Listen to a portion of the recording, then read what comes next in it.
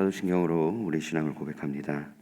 나는 전능하신 아버지 하나님, 천지의 창조주를 믿습니다. 나는 그의 유일하신 아들, 우리 주 예수 그리스도를 믿습니다. 그는 성령으로 잉태되어 동정녀 마리아에게서 나시고 본디오 빌라도에게 고난을 받아 십자가에 못 박혀 죽으시고 장사된 지 사흘 만에 죽은 자 가운데서 다시 살아나셨으며 하늘에 오르시어 전능하신 아버지 하나님 우편에 앉아 계시다가 거기로부터 살아있는 자와 죽은 자를 심판하러 오십니다. 나는 성령을 믿으며 거룩한 공교회와 성도의 교제와 죄를 용서받는 것과 몸의 부활과 영생을 믿습니다. 아멘. 우리 찬송가 380장 찬양하겠습니다.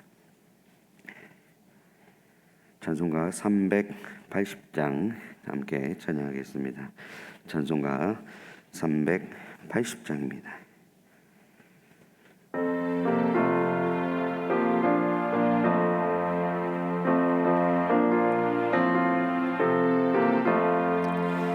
나의 생명 되신 주님 앞에 나아갑니다.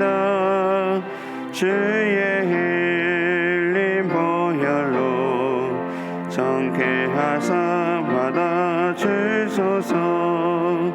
날마다 주를 찬송하겠네. 주의 사랑 줄로서 나를 굳게 잡아 매소서. 괴로운 세상 지낼 때 나를 인도하여 주소서. 주를 믿고 나가면 나의 길을 잃지 않겠네. 날마다 주를 찬송하겠네. 주의 사랑 줄로서 나를 굳게 잡아 매소서. 세상 살아갈 때에 주를 더욱 사랑합니다. 밝고 빛난 천국에 나의 영혼 들어가겠네. 날마다 주를 찬송하겠네. 주의 사랑 줄로서 나를 굳게 잡아 매소서. 아멘. 오늘 우리에게 주신 하나님 말씀은 시편 28편 1절에서 9절까지 말씀입니다. 하나님 말씀 시편 28편 1절에서 9절까지 말씀입니다. 시편 28편 1절에서 9절까지 말씀을 저와 여러분들이 한 절씩 교독하신 후에 마지막 절은 합독하겠습니다. 여호와여, 내가 주께 부르짖으오니 나의 반석이여 내게 귀를 막지 마소서. 주께서 내게 잠잠하시면 내가 무덤에 내려가는 자와 같을까 하나이다.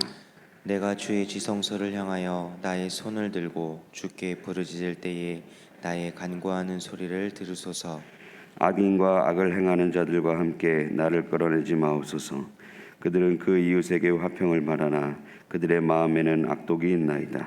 그들이 하는 일과 그들의 행위가 악한 대로 갚으시며 그들의 손이 지은 대로 그들에게 갚아 그 마땅히 받을 것으로 그들에게 갚으소서.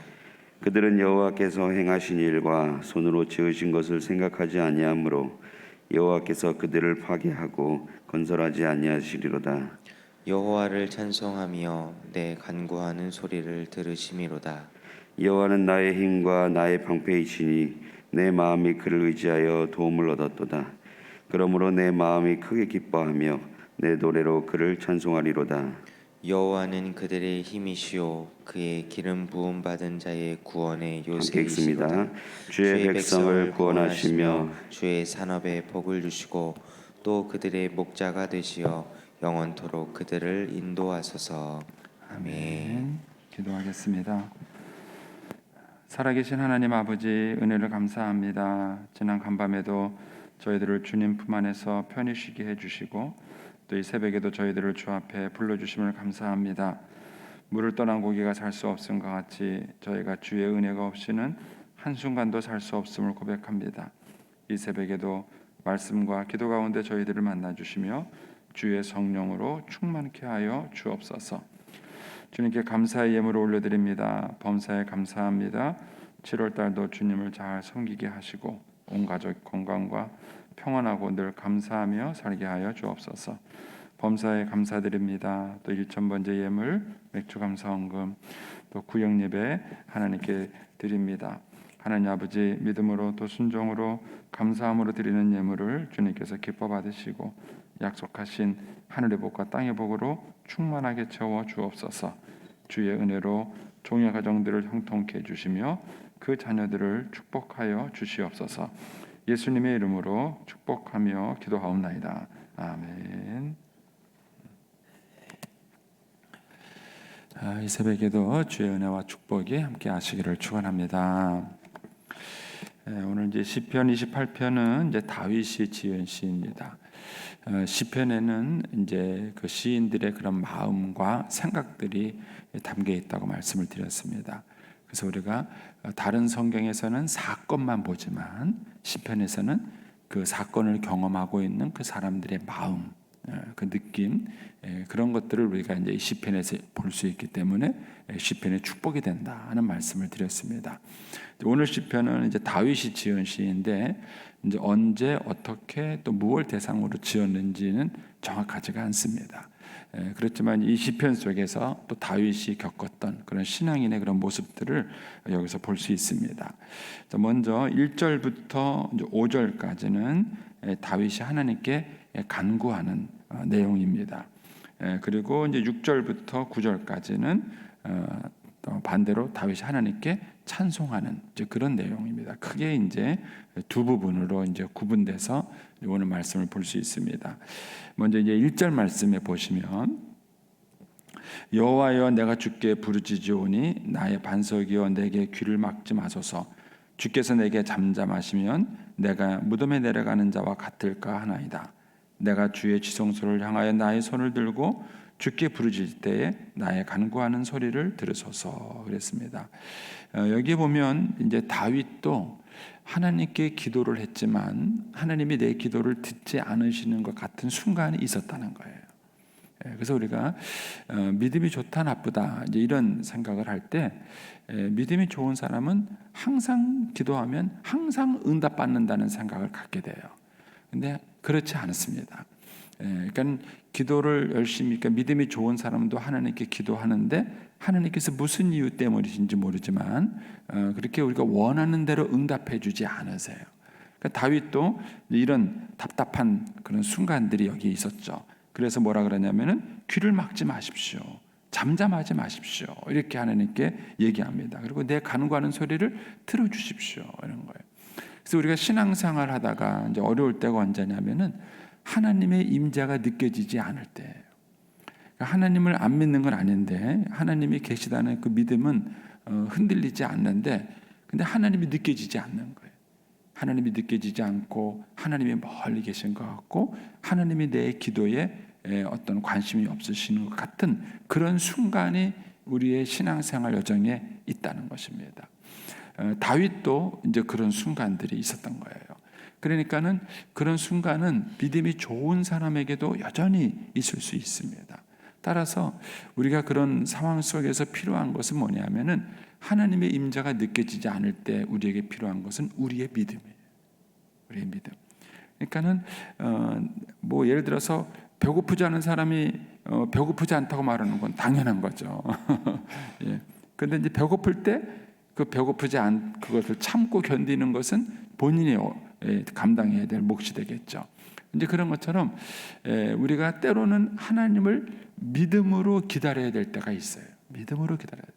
그래서 우리가 하나님께 기도하고 간구했음에도 불구하고 하나님이 내 기도를 듣지 아니하시고 하나님이 멀리 계신 것처럼 그렇게 느껴지는 순간이 있다는 것이죠. 거기에 이제 6절에 가시면 이런 고백을 하죠. 여호와를 찬송하며 내 간구하는 소리를 들으시미로다. 그러니까 여기서 보면은 다윗이 하나님께 기도하고 그 기도의 응답의 경험이 있는 거예요. 하나님께서 때로는 기도하고 내 기도에 응답해 주시고 역사하시는 그런 경험도 있고 또 하나님께서 그렇게도 하시는 거예요. 근데 그럴 때도 있지만 내가 하나님께 기도하는데도 불구하고 하나님이 내 기도를 듣지 않으시고 하나님께서 멀리 계신 것처럼 그렇게 느껴질 때도 있다는 거예요. 따라서 그렇게 하나님의 임재가 느껴지지 않았을 때 내가 믿음이 없거나 또는 하나님이 나를 버림받았거나 또는 나를 이렇게 심판하셨거나 이런 식의 생각을 하는 것은 굉장히 위험한 것입니다. 그래서 우리가 이제 인생을 살아가다가 고난을 당할 때가 있는데 고난을 당할 때보다 더 어려운 것은 뭐냐면은 그 고난을 해석하는 거예요. 대부분의 사람들은 그 고난을 해석할 때 부정적으로 해석할 때가 참 많은 거예요. 그러니까 우리가 어떤 시간이 지나고 나야 하나님이 나에게 왜 이런 어려움을 주셨는지를 우리가 알게 되고 그때 왜 하나님이 내 기도를 듣지 않으시고 침묵하는 것처럼 느껴졌는지를 알게 될 때가 와요. 그런데 고난을 당하는 상황 속에서 우리가 그 고난에 대한 의미를 자기의 임의대로 해석하는 것이 문제예요. 따라서 그런 어려움, 하나님이 나에게 멀리 계신 것처럼 느껴질 때 그때 그 순간을 어떻게 해석하느냐가 믿음인 거예요. 하나님이 여전히 나를 사랑하시고 그 좋으신 하나님이 나를 향한 선하신 계획을 가지고 무엇인가 일하고 있다는 것을 믿음을 갖는 거예요. 이제 그 믿음이 신앙인에게 중요하다. 그래서 다윗과 같은 사람에게도 여전히 하나님의 침묵을 경험하는 하나님의 임재가 느껴지지 않는 그런 경험하는 순간이 다윗에게도 있었다라는 것이죠. 그 다음에 이제 3절 말씀에 가시면 다윗이 계속해서 이런 기도를 합니다. 악인과 악을 행하는 자들과 함께 나를 끌어내지 마옵소서. 그러니까 자기를 악한 사람과 구별시켜 달라는 거예요. 왜요? 우리에게는 믿음으로 살아가는 것이 있으니까. 여러분, 기독교는 행위의 종교는 아니에요. 만약에 우리가 행위로만 간다면은 하나님 앞에 다 기도 응답 받을 수 없고 하나님의 은혜를 경험할 수 없죠. 그런데 하나님은 우리의 행위대로 갚으시는 것이 아니라 하나님의 사랑으로 갚으시는 거예요. 하나님의 사랑으로 하나님의 은혜로 우리를 대하십니다. 이런 큰 하나님의 은혜라는 큰 틀 속에서 하나님은 또 여전히 또 우리의 행위를 갚으셔요. 우리가 향한 그런 냉수 한 그릇을 대접하는 것도 주님은 기억하시고 거기에 대해서 하나님께서 응답하시는 하나님이라는 것입니다. 이제 그러다 보니까는 우리가 이제 악인과 구별되는 삶을 원하는 거죠. 예를 들어서 공부를 열심히 한 사람과 뭐 공부 안 하고 탱글탱글하고 논 사람하고 똑같다. 그러면은 공부 열심히 한 사람이 분하겠죠.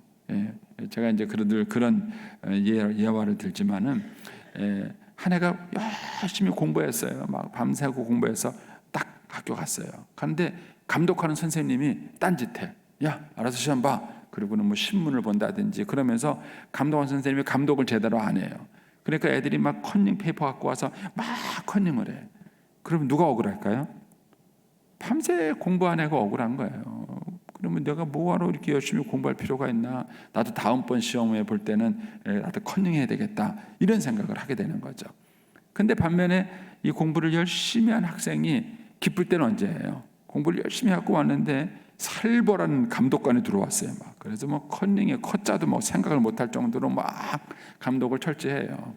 그러니까는 공부를 안 한 애들은 문제를 풀 수 없는 거예요. 근데 공부를 열심히 한 애는 뭐예요? 그 문제를 풀고 그 결과에 대한 대가를 얻겠죠. 근데 그런 것들이 반복이 되면 어떡할까요? 열심히 공부해야 되겠다는 생각이 드는 것이죠. 그래서 하나님께서도 마찬가지예요. 하나님께서 우리를 은혜로 구원하긴 하시지만 하나님은 우리의 행위를 따라 갚으시는 분이에요. 그렇지 않으면 공의가 쓸 수 없어요. 하나님의 공의. 그래서 주님이 재림하시는 날 우리를 심판하신다는 것은요, 악인에게는 두려움이지만 의인에게는 기쁨이에요. 왜냐하면 자기가 지금까지 믿음으로 살고 선하게 살아온 것에 대해서 하나님으로부터 정당한 평가를 받고 내가 보상을 받는 날이기 때문에 그런 것입니다. 이런 생각을 가지고 지금 이 시편 기자가 기도하는 거예요. 거기 보면 3절에 악인과 악을 행하는 자들과 함께 나를 끌어내지 마옵소서. 그들은 이웃에게 화평을 말하나 그들의 마음에는 악독이 있습니다. 이 얘기는 자기는 그렇게 안 했다는 거예요. 자기는 그렇게 안 했다. 만약에 다른 사람들처럼 똑같이 그렇게 살았다면 괜찮은데, 그 사람들이 다른 사람을 속일 때 자기는 속이지 않고 살았는데 그 사람하고 자기가 똑같이 취급을 당하면 그렇게 믿음으로 살아온 아무 의미가 없겠죠. 그래서 그 악인과 자기를 구별해 달라는 기도를 하는 것입니다. 그래서 4절에 가면 그들이 하는 일과 그들의 행위가 악한 대로 갚아달라. 그들이 손이 지은 대로 그들에게 갚아달라. 그 마음이 마땅한 것으로 그들에게 갚으소서. 그러니까 하나님의 공의를 구하는 거예요. 하나님 공의로 심판해 주십시오. 그들이 여호와께서 행하신 일과 손으로 지은 것을 생각지 아니하심으로 여호와께서 그들을 파괴하고 건설하지 아니하시리로다. 이런 이제 시편의 내용을 보면 다윗이 이제 이 1절 2절의 기도를 한 이유를 알 수 있을 것 같은 거예요. 그러니까는 우리가 살아가다 보면은 불의한 일을 겪는 거예요. 그러니까 공의롭게 내가 평가받지 못한다는 그런 순간들이 오는 거예요. 근데 그럴 때 내가 하나님께 부르짖는데 하나님이 공의로 딱 판단을 해주셔야 되는데 여전히 이 세상 속에서는 악한 사람이 더 잘 되고 또 믿음으로 착하게 사는 사람이 더 안 되는, 더 어려움을 겪는 이런 이제 모순되는 현실을 보면서 다윗이 답답함을 느꼈을 거예요. 하나님 왜 내 기도를 듣지 않으십니까? 하나님 왜 내 간구를 듣지 않으십니까? 라는 그런 이제 답답함을 다윗이 느꼈던 것입니다. 이제 그런 순간들이 기록된 것이 이제 하박국 선지자의 그런 기도들이죠. 이런 내용들이 우리의 신앙생활에 많이 있다는 거예요. 따라서 우리가 하나님 앞에 믿음으로 산다는 얘기는 단순히 우리의 행위 하나하나에 대해서 어떤 반응을 가지고 살아간다는 게 아니에요. 제가 이제 그런 말씀을 드렸지만 만약에 주일날 예배드리지 않고 딴 데 가다가 벼락 맞았다. 그러면 주일 성수 안 할 사람이 있을까요? 아무도 없어요. 다 할 거예요. 주일날 예배 시간에 1분 늦었는데 아나니아와 삽비라처럼 들어오다 죽었다. 예배 시간 늦을 사람이 있을까요? 11조 떼먹었는데 아나니아 삽비라처럼 죽었다. 떼먹을 사람이 있을까요? 아무도 없어요. 근데 그거는 믿음이 아니라는 거예요. 그건 믿음이 아니라는 거예요. 주일날 탱가탱가하고 막 놀러 다니고 주일 성수 안 하는데도 잘 되는 것 같은 거예요. 주일 성수 하는 사람만 괜히 좀 억울하고 분한 것 같은 그런 생각이 느껴질 때가 있다는 거예요. 그러니까 다윗이 그런 순간들을 경험한 거예요. 그러나 그런 순간에 하나님이 침묵하신다 그래서 하나님이 안 계신 것은 아니라는 것을 다윗이 기도 속에 깨닫게 되는 거예요. 그래서 그런 하나님의 침묵 속에서 믿음으로 반응하는 것이 그게 참 믿음이라는 것입니다. 그게 참 믿음이에요. 그래서 때로는 우리의 상황 속에서 하나님이 우리의 기도나 우리의 상황을 살펴보지 않는 것처럼 느껴지는 그런 상황이 우리에게 있을 수 있다.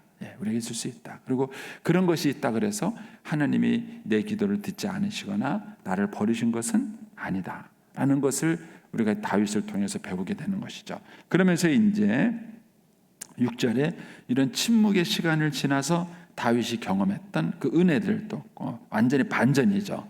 반대되는 그런 분위기로 또 노래하는 모습을 볼 수 있습니다. 6절에 여호와를 찬송하며 내 간구하는 소리를 들으심이로다. 아까는 왜 안 됐느냐 그랬다가 이제 뭐라 그러냐면은 하나님이 내 기도를 들으셨다. 우리에게는 다 그런 경험이 있어요.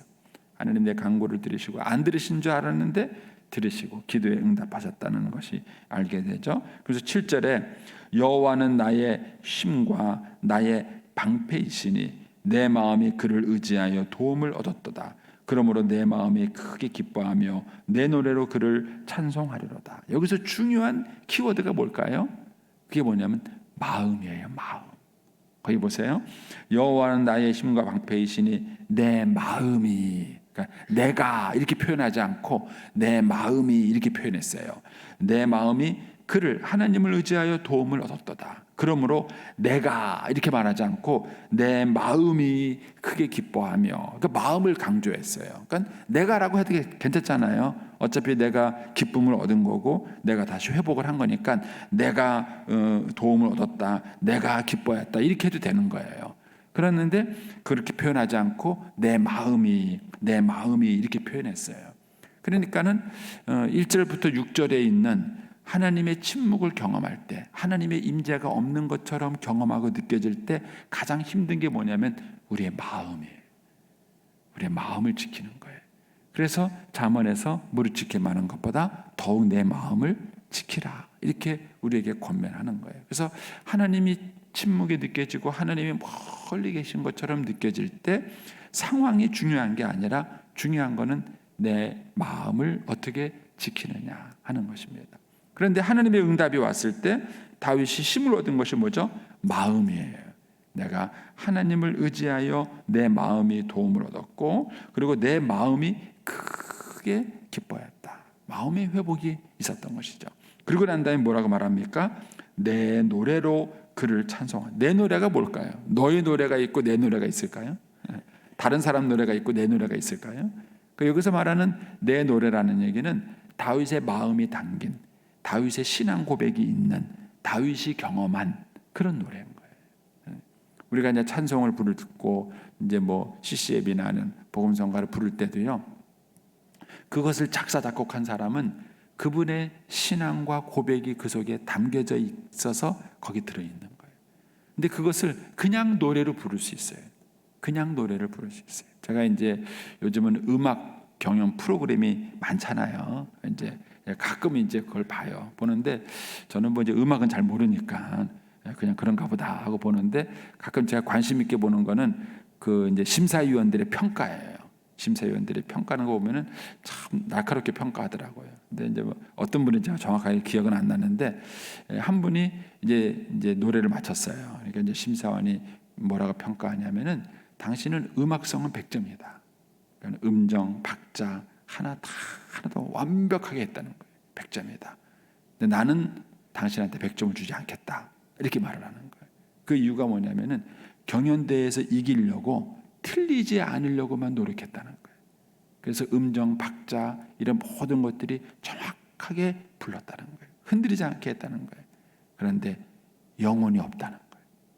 그 노래에 당신의 영혼이 없다는 거예요. 그러면서 점수를 확 깎더라고요. 근데 이제 그런 걸 보면서 이렇게 참 여러 가지 생각을 하게 돼요. 우리가 찬송을 부를 때 그 찬송이 남의 노래냐 내 노래냐, 그런 거예요. 남의 노래냐 그 노래를 누군가가 작사 작곡을 한 거예요. 근데 작사 작곡을 하는 그 사람에게는 자기 노래예요. 자기 노래예요. 자기 신앙의 고백인 거예요. 다윗이 이런 하나님의 은혜로 말미암아 그가 회복을 경험했을 때 그가 나타나는 현상은 뭐냐? 내 노래가 있었다는 거예요. 내 노래. 그래서 내 노래로 하나님을 찬송하겠다.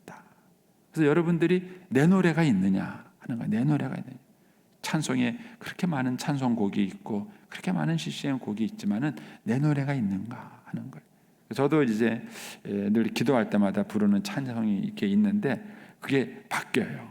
어떤 때는 막 이 찬송이 좋아서 맨날 그것만 불러요. 맨날 그것만 부르면 은혜가 돼. 너무 좋아. 그런데 어느 순간에 그 노래가 그렇게 또 은혜롭지 않을 때가 있어요. 그래서 우리가 하나님의 은혜를 경험했을 때, 우리의 마음이 회복이 됐을 때, 그때 우리에게 나타나는 현상 중에 하나가 뭐냐면 내 노래가 있다는 거예요. 내 노래. 그래서 다윗이 그런 얘기를 하는 거예요. 나의 방패가 되시고 힘이 되신 하나님께 내가 내 노래로 하나님을 찬송하겠다. 이게 은혜를 경험한 증거예요. 하나님의 축복을 경험한 증거죠. 그러면서 갑자기 또 분위기가 바뀌어요. 8절에 가시면 여호와는 누구의 힘이라고요? 그들의 힘이다. 아까 7절에서는 여호와는 누구의 힘이라고요? 나의 힘. 여호와는 나의 힘. 경상도 사투리로 나의 힘과 나의 힘, 나의 방패라고 그랬는데 8절에 가서는 그들의 심이다 이렇게 말하는 거예요. 그들의 심이요 그의 기름 부음 받은 자의 구원의 요새시로다. 그러면서 자기를 위한 기도가 아니라 다른 사람을 위한 기도를 해요. 주의 백성을 구원하시며 나를 구원하시며 이런 게 아니라 뭐예요? 주의 백성을 구원하시며 주의 산업에 복을 주시고 그들의 목자가 나의 목자가 아니라 그들의 목자가 되어 주시고 영원토록 나를 인도하소서가 아니라 그들을 인도하소서로 바뀌어요. 이게 참 신앙인의 모습이에요. 그러니까 저는 우리 부모된 우리들이 먼저 이런 하나님의 그런 깊은 은혜의 경험과 하나님의 침묵도 경험하고 그런 어두운 시간도 지나고 또 그 속에서 또 하나님의 은혜와 축복을 경험한 부모들의 특징은 뭐냐? 그것은 자녀들을 위한 진정한 기도를 할 수 있다는 거예요. 그래서 거기에 이제 그래 하나님 그들의 심이 돼 주십시오. 그 기름 부음 받은 자 구원의 요새가 돼 주십시오. 그런 간구를 하는 거예요. 주의 백성을 구원하시고 주의 산업에 복을 주시고 그들에게 목자가 되어 주십시오. 그래서 우리의 참 신앙은 자녀를 위한 기도에서 나타나는 것입니다. 자녀를 위한 기도. 기복신학적 기도를 말하는 게 아니에요. 진짜 하나님의 축복과 은혜를 경험한 사람이라면 내 자녀에게 가장 필요한 것이 뭐냐면은 이런 하나님의 은혜인 것을 알고 자녀를 위한 기도를 하는 것입니다. 그래서 저와 여러분이 단순히 그런 어떤 내 자녀가 잘 됐으면 좋겠다라는 이런 기도는 정말 세속적인 기도예요. 근데 그런 것이 아니라 내가 진정한 하나님의 은혜를 경험하고 내가 진짜 하나님의 축복을 경험하며 내가 내 자녀에게 보석을 물려주고 재물을 물려주는 것보다 이런 하나님의 은혜를 내 자녀들에게 물려주는 것이 정말 큰 축복이다. 이런 마음을 가지고 자녀를 위해서 기도하는 거예요. 그 자녀의 산성이 되어주시고 피난처가 되어주시고 요새가 되어주시고 그들의 목자가 되어주시고 그들을 인도하시는 분이 되어주십시오 라는 기도를 하는 것입니다. 이것이 오늘 이 시편 속에 담겨져 있는 모습인 것입니다. 저와 여러분이 때로는 하나님의 침묵이 느껴질 때에도 믿음으로 반응하시고 그 속에서 우리의 마음을 회복시켜 주시는 하나님의 은혜를 경험하는 오늘 한 날이 되시기를 축복합니다. 기도하겠습니다.